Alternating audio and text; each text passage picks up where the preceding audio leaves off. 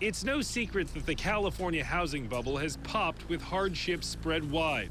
Real estate expert Robert Kiyosaki predicted all of this would happen back in 2005, but most people didn't listen.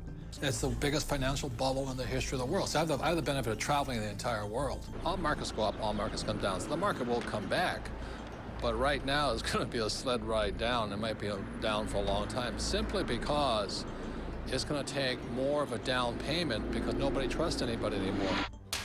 And the next big sacred cow is your home is an asset.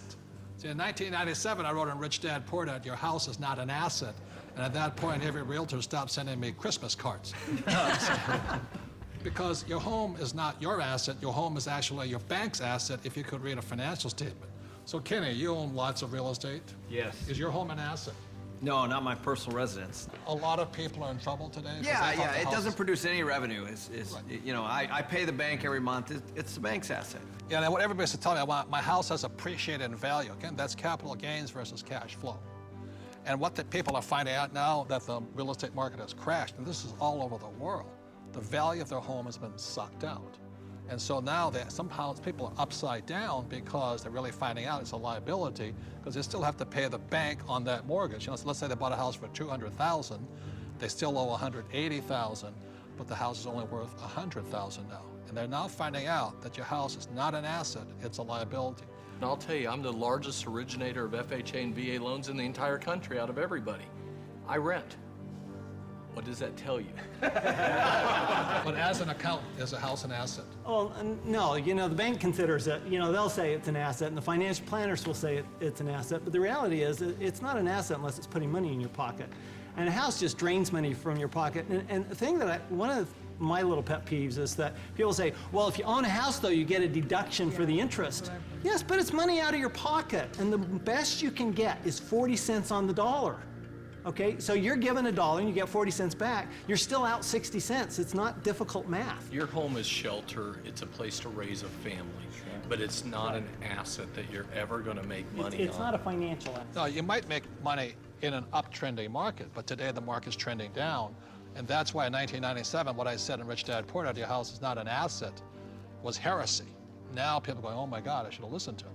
So I'm not saying don't buy a house.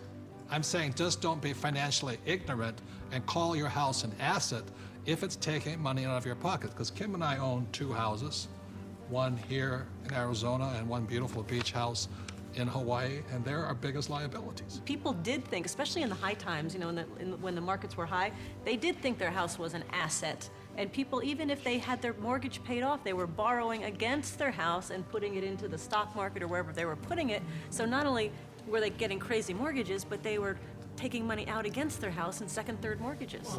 And they were doing it for things like vacations and boats and cars and other things like this. And the reality is the reason they were doing that is because they got to deduct the interest off their taxes.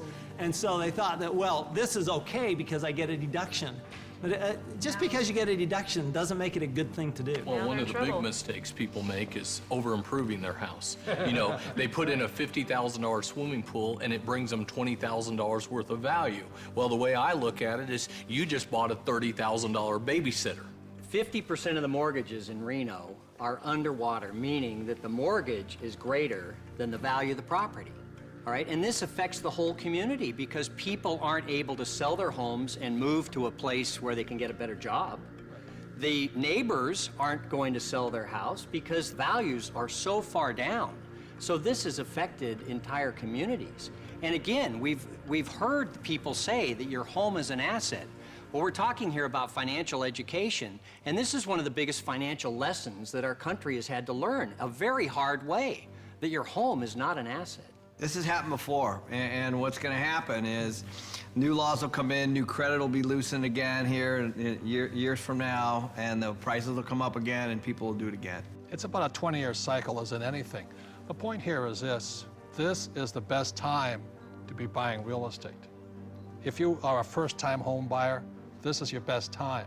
Just don't call it an asset. You know, this is the best time to getting back in the market. And that's why it takes financial education. The reason I'm in real estate is for one reason, it's debt. is one of the easiest assets to get debt on is real estate. But if you're going to use debt, you've got to be highly financially intelligent. Otherwise, if you're not intelligent, just keep calling your house an asset. We're talking a lot about assets, and there are 4 primary asset classes. One is business. As an entrepreneur, you own a business. Number 2 is real estate, and we love rental properties that cash flow, real estate that puts money in our pocket every single month. Number 3 are paper assets, stocks, bonds, mutual funds, savings. Most E's and S's are in paper assets today. And number 4 are commodities, gold, silver, precious metals, oil and gas. For Robert and I, we're in business. We're in real estate. We own hundreds of properties in real estate. We have paper assets and we have commodities. So for us, when we talk about diversification, we're in all 4 asset classes.